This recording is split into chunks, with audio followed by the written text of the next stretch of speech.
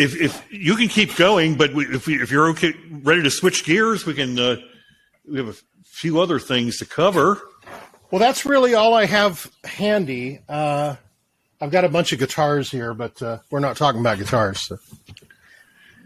Well, we can do that another day. Yeah. So before we forget, is there anything you'd like to plug?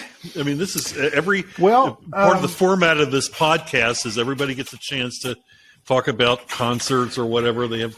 So I've got a recording. It's 25 years old. It's available on Bandcamp. It's my one and only solo album called Dragon Reels, which is actually an anagram of my name. That's why I chose it.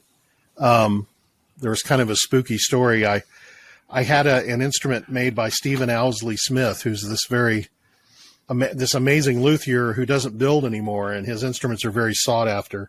But he built one for me in 1992, and when I ordered it, he said, "Do you want an inlay?" And I said, "No, I don't like inlay. It's distracting." But he put an inlay on it anyway, even though I didn't want it, and it was a dragon in the fretboard around the 12th fret, and the dragon was holding a circle with a triskel, a Celtic Trinity symbol in it. Right. And it was such a striking work of art that I used it for the cover of the record. And while I was getting ready to release the record, I didn't have a title. And a friend of mine, who's probably well known to your listeners, Dan Beimborn, he runs the Mandolin Archive, and he used to be an admin on the news group that we were all on.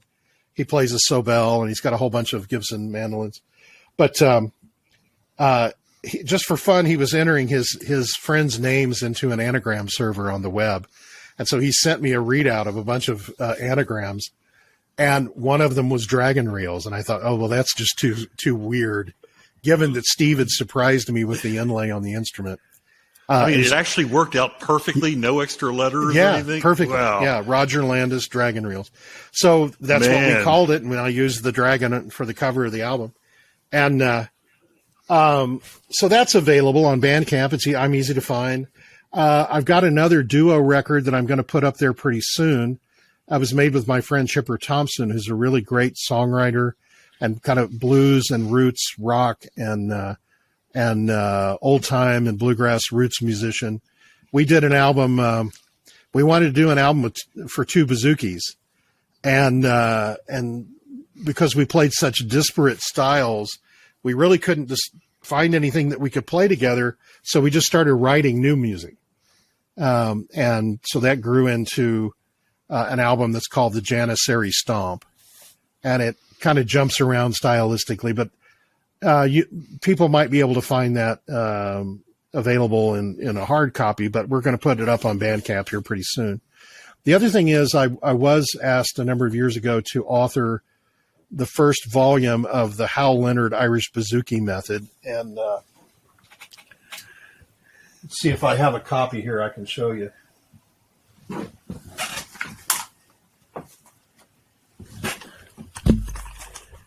You might recognize the instrument that's on the cover. I do. Yeah.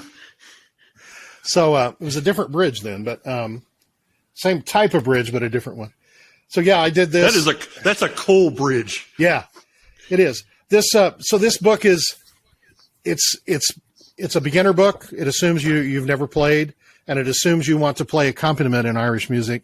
It also gives you the tunes. The melodies that I accompany are written out in tablature and notation.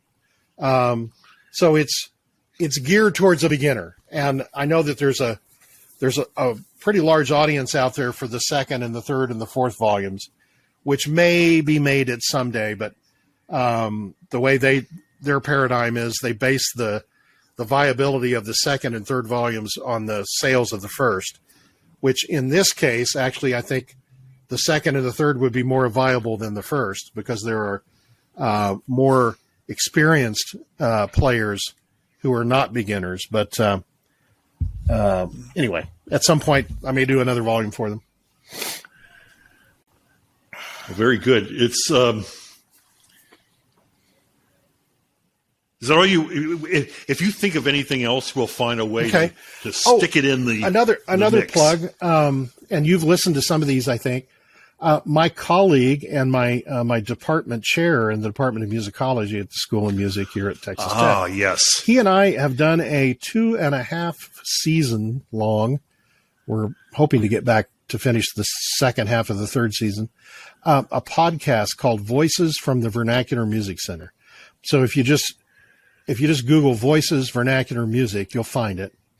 And it's available through all the podcast platforms. And the format is sometimes we're discussing books or films or various musical topics, but we have a number of, I think most of our second season and the first half of the third season are guests. And so we have guests from the worlds of film, writing, various musical, both I think commercial and academic music. And so our topics are kind of all over the place. Well, I think you managed to fit cuisine in there somewhere. Yeah, well, also, as I recall, right? we got this idea. It's a great podcast, by the way. Thank you. Well, there's this great term from the Irish tradition, kitchen music. The idea that the best music happens in the kitchen. If you're making tea or there's some stew on the stove or there's bread in the oven, soda bread or brown bread. And that's where people are comfortable gathering. Of course, in cold weather, it's the warmer room, So, and that term was used in there's a really great book on Northern Irish fiddling, the fiddle style associated with County Donegal. And this book was published in the late 70s, and it's called The Northern Fiddler. And there's a chapter heading that is kitchen music. And I once in the 1990s borrowed the term because I co-led a series of dinner concerts. This is back when I lived in Missouri. We did monthly concerts where we would cook a cuisine and have the music associated with it. And the two go together so perfectly. And that idea grew out of, I was asked to guest a concert with a colleague of mine who lived there, who played Cajun music on the fiddle and the accordion. And we were doing a concert actually at the Fool Killer, which I mentioned earlier. It was a folk club. And we were cooking on stage. We were cooking jambalaya on stage during the first half. And then during the intermission, we fed everybody.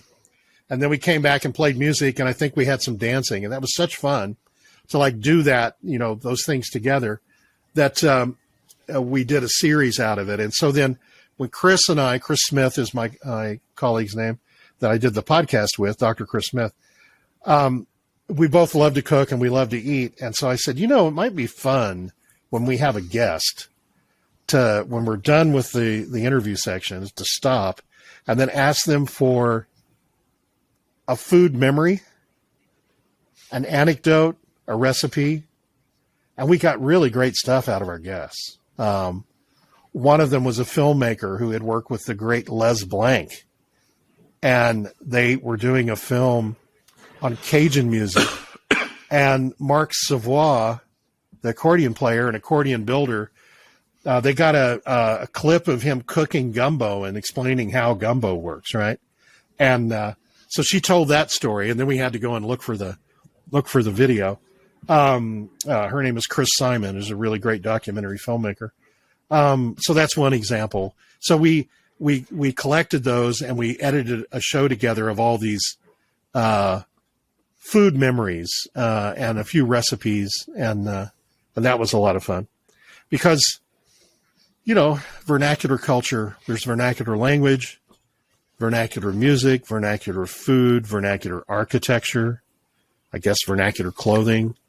The vernacularity, it extends to various parts of our lives. And so part of what we were trying to do in that context was to talk to people and to ask them to consider, like we had a theater director, we had an ethnomusicologist, we had a filmmaker, and ask them, how does the vernacular influence or affect your work? And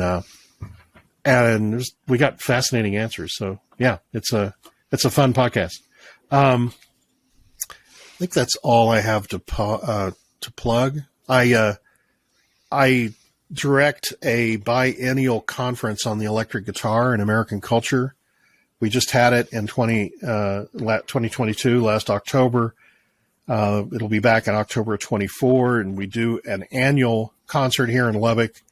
That's a gala concert of the best West Texas guitar players. West Texas has an embarrassment of riches when it comes to guitar playing. Austin gets a lot of the credit for the people who come from here.